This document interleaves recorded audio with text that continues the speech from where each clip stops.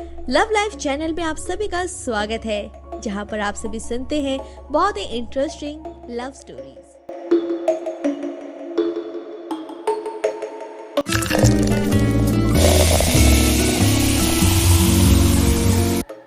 मुझे विश्वास नहीं हो रहा है कि आज मेरी शादी की पहली रात है और तू मुझे जबरदस्ती इस दारू के ठेके में लेकर आया है। रजत, ये सब क्या है यार? देख, हम कल बात करते हैं। रीता इंतजार कर रही होगी। जाने दे प्लीज। रजत मन्नू से कुछ नहीं कहता, वो सिर्फ दारू पीता है। रजत, मैं तुझसे कुछ कह रहा हूँ, तू ये पीना बंद कर। मुझे लगता था प्यार का चक्कर चल जाए तो जिंदगी हसीन हो जाती है। सब बकवास है। लड़की जो चाहे जब चाहे सब अपनी मर्जी से कर लेती है। अगर किसी लड़की को पता चल जाता है कि कोई लड़का उससे प्यार करता है तो वह लड़की उस लड़के के साथ खेलने लगती है, उसे आगे पीछे घुमाती रहती है। इन सब के बावजूद अगर लड़का उस लड़की को प्रपोज करता है तो वह लड़की महीनों तक बिना कोई जवाब दिए गायब हो जाती है और मिलने पर अपनी शादी की खुशखबरी सुनाती है। और अगर दोनों की शादी किसी तरह हो भी जाती है तो डिवोर्स लेने की खुशखबरी सुनाती है। डिवोर्स? किसे चाहिए डिवोर्स? अबे घोंचू, मैंने तुझे इतनी देर तक अपनी कहानी सुनाई और तुझे समझ नहीं आया डिवोर्स किसे चाहिए? तेरा मतलब है मीनाक्षी, वो डिवोर्स चाहती है? हाँ रजत, मैं, अंकल, आंटी, हम सब मिलकर मीनाक्षी को समझाएंगे। देखना वह समझ जाएगी। नहीं, अब कोई समझाना नहीं। उसे डिवोर्स चाहिए ना? ठीक है, मैं उसकी ये इच्छा जरूर पूरी करूंगा। इसके बाद मन्नू रजत को बहुत समझाने की कोशिश करता है, लेकिन रजत मन्नू की बात नहीं मानता और वो पीते रहता है और पीते पीते होश गवा बैठता है। रजत, रजत, रजत। रजत धीरे धीरे होश में आने लगता है। उसे मन्नू की आवाज सुनाई देती है, लेकिन कुछ पलों के लिए उसका चेहरा धुंधला दिखाई देता है। मन्नू लगातार उसे होश में लाने की कोशिश करता है। फिर रजत पूरी तरह होश में आता है और वह उठकर बैठ जाता है। फिर अपना सर पकड़ लेता है। रजत, मैं कहाँ हूँ? तू मेरे घर में है। अब और कुछ बताने का समय नहीं है। चलो जल्दी से हॉस्पिटल चलते हैं। हॉस्पिटल? ओह, तुझे कैसे पता होगा? तू तो बेहोश था। रजत, वो मीनाक्षी का एक्सीडेंट हो गया है। क्या?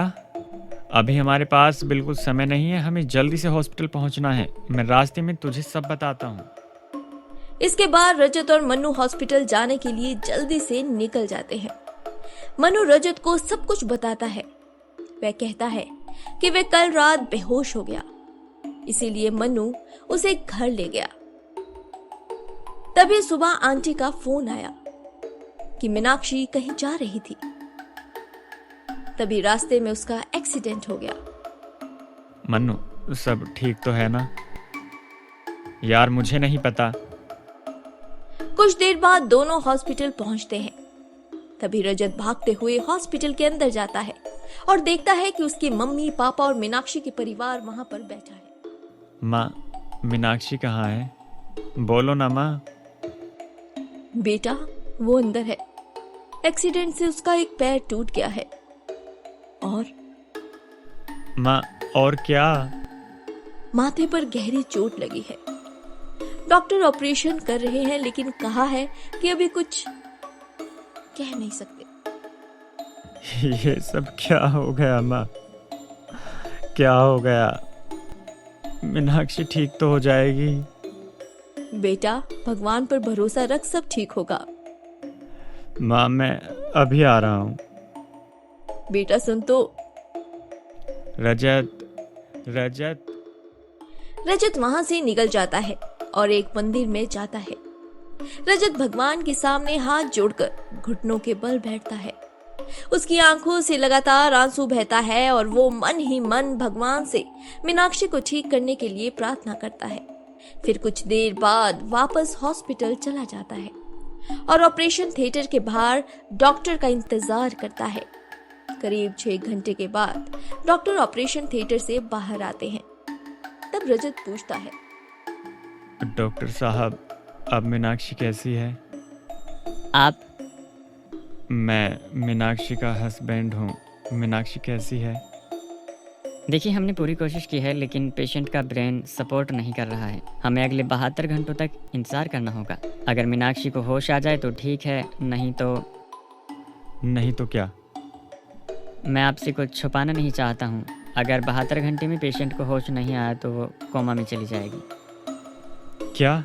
डॉक्टर साहब, मैं एक बार देख सकता हूँ प्लीज़, सिर्फ एक बार। ठीक है, लेकिन कोई आवाज़ नहीं होनी चाहिए।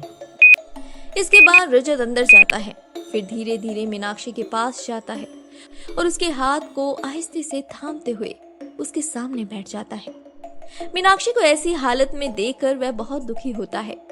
मीनाक्षी के लिए अगले 3 दिन बहुत ही क्रिटिकल थे, इसीलिए वह मन ही मन फैसला करता है कि जब तक मीनाक्षी को होश ना आए वो वहीं पर बैठा रहेगा। देखते ही देखते 1 दिन, फिर 2 दिन और आज तीसरा दिन हो रहा था, लेकिन मीनाक्षी को अभी तक होश नहीं आया था। रजत को कुछ समझ नहीं आ रहा था, वह अंदर ही अंदर डरा हुआ था। रजत एक बार फिर से मीनाक्षी का हाथ पकड़ता है और कहता है, मीनाक्षी, बस अब बहुत हो गया। अब तुम्हारा जागने का समय हो गया है। प्लीज़ जाग जाओ। मैं वादा करता हूँ, तुम जैसी ही ठीक हो जाओगी मैं तुम्हें आज़ाद कर दूंगा। मेरी वजह से तुम्हें कोई भी तकलीफ नहीं होगी। Please Meenakshi, please. तभी रजत को चक्कर आने लगते हैं और वह बेहोश भी हो जाता है। कुछ देर बाद मीनाक्षी का हाथ कांपने लगता है और वह धीरे धीरे होश में आती है और रजत को अपने सामने बेहोश देखती है। तभी वह डॉक्टर को बुलाती है। मीनाक्षी की आवाज सुनकर मन्नू, रजत का परिवार और मीनाक्षी का परिवार सभी अंदर आ जाते हैं और डॉक्टर भी अंदर आते हैं। डॉक्टर जल्दी से रजत को चेक करते हैं और उसे दूसरे बेड पर शिफ्ट करते हैं। डॉक्टर, रजत को क्या हुआ है? बेटी शांत हो जाओ। रजत ठीक है, कुछ नहीं, खाने पीने की वजह से वो बेहोश हो गया है। आप आराम कीजिए, कुछ देर बाद उसे होश आ जाएगा। ये पहली बार था जब मीनाक्षी रजत के लिए बेचैन हो रही थी। शायद ऐसा इसलिए था क्योंकि जब मीनाक्षी बेहोश थी तब उसने रजत के प्यार को महसूस किया था और होश में आई थी। कुछ घंटे बाद रजत भी होश में आता है और जैसे ही उसे मीनाक्षी के होश में आने की खबर पता चलती है, वह भागता हुआ मीनाक्षी के पास आता है। तुम होश में आ गई? हाँ, अब डरने की कोई बात नहीं है, तुम बिल्कुल ठीक हो। रजत, तुम ठीक तो हो? डॉक्टर ने बात करने से मना किया है। और मुझे क्या होगा? मुझे कुछ नहीं होगा, मैं बिल्कुल ठीक हूँ। अच्छा, अब तुम आराम करो, मैं यही हूँ। फिलहाल मीनाक्षी कुछ दिनों के लिए हॉस्पिटल में रहती है और इन दिनों में रजत दिन रात उसकी देखभाल करता है और एक तरफ मीनाक्षी का रजत के लिए प्यार भी जागने लगता है। वह रजत से अपने किए के लिए माफी मांगना चाहती थी। अब तक तो रजत मीनाक्षी से मोहब्बत करता था, लेकिन अब मीनाक्षी के दिल में मोहब्बत शुरू हो चुकी थी, मतलब प्यार की नई शुरुआत। कुछ दिन बाद मीनाक्षी बैसाखी और रजत के सहारे घर वापस आती है। वह अपने दिल की बात कहने के लिए बेचैन रहती है। तभी एक दिन रजत मीनाक्षी से कहता है, मीनाक्षी, क्या हम कुछ बात कर सकते हैं? हाँ कहो। मैंने डिवोर्स के लिए वकील से बात की है, लेकिन तुम अभी भी पूरी तरह से ठीक नहीं हुई हो। तो मेरा एक रिक्वेस्ट है, क्या तुम यहाँ ठीक होने तक रुक सकती हो? तुम जैसे ठीक हो जाओगी मैं अगले दिन डिवोर्स पेपर पे साइन कर दूंगा। मीनाक्षी की समझ में नहीं आता कि रजत से क्या कहूँ और कैसे कहूँ। रजत वहां से चला जाता है और मीनाक्षी अंदर ही अंदर रोने लगती है। मीनाक्षी को पूरी तरह से ठीक होने में लगभग 1 साल लग जाता है। इन 1 सालों में मीनाक्षी ने रजत से अंदर अंदर बहुत प्यार किया था। वह हर पल रजत से अपने दिल की बात कहने को तड़पती थी, पर कह नहीं पाती थी। रजत, कैसे कहूं तुमसे कि मैं तुमसे बेहद प्यार करती हूँ। काश मैं तुम्हारे प्यार को पहले समझ पाती। अब मीनाक्षी को डिवोर्स का डर लगता है, क्योंकि रजत उसकी खुशी के लिए कुछ भी कर सकता था। ये सब सोचते हुए मीनाक्षी की आंख लग जाती है और वो सो जाती है। दोनों पक्षों की दलीलों को ध्यान में रखते हुए ये अदालत रजत कुमार और मीनाक्षी कुमारी के तलाक के आवेदन को स्वीकार करती है।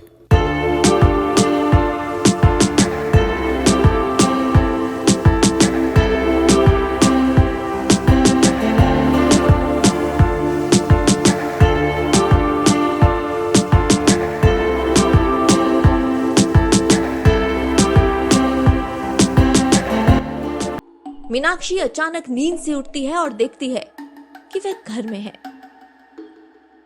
इसका मतलब मैं सपना देख रही थी? नहीं, मुझे रजत से अभी बात करनी होगी। कहीं ये सपना सच हो गया तो। मीनाक्षी कमरे से निकल जाती है और दूसरे कमरे में जाती है और देखती है कि रजत एक कोने में बैठा कुछ देख रहा है। रजत, मीनाक्षी, आओ, अंदर आओ। मीनाक्षी, ये लो डिवोर्स का पेपर। मैंने इसमें साइन कर दिया है, तुम भी साइन कर दो। बस बहुत हुआ। तुम्हें समझ नहीं आता है कि मैं भी तुमसे प्यार करने लगी हूँ। पिछले 1 साल से मैं तुम्हें ये कहने के लिए तड़पती रही कि मैं तुमसे प्यार करती हूँ। मीनाक्षी सिर्फ रजत की है, उसे डिवोर्स नहीं, रजत का प्यार चाहिए। लेकिन मैं कह नहीं पाई। रजत, क्या तुम मुझे एक बार, सिर्फ एक बार माफ नहीं कर सकते हो?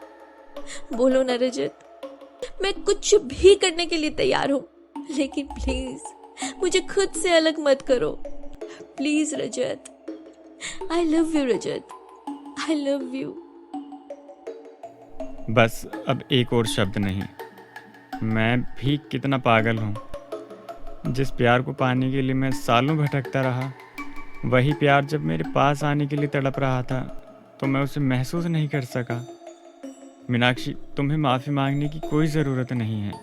क्या हम एक नई शुरुआत नहीं कर सकते हैं जहाँ सिर्फ प्यार ही प्यार हो? रजत। और इसी तरह रजत और मीनाक्षी के प्यार की एक नई शुरुआत हुई, जहां सिर्फ प्यार ही प्यार था, सिर्फ प्यार ही प्यार। तो दोस्तों, लव लाइफ में आप सभी को ये स्टोरी कैसी लगी अपने कमेंट्स जरूर दीजिएगा। इसी के साथ मिलते हैं अगली स्टोरी में। अगर आप सभी ने ये चैनल सब्सक्राइब, लाइक, शेयर नहीं किया है तो जल्दी से सब्सक्राइब कर दीजिए और इस स्टोरी को बहुत ज्यादा शेयर कीजिए। इसी के साथ मिलते हैं अगली स्टोरी में।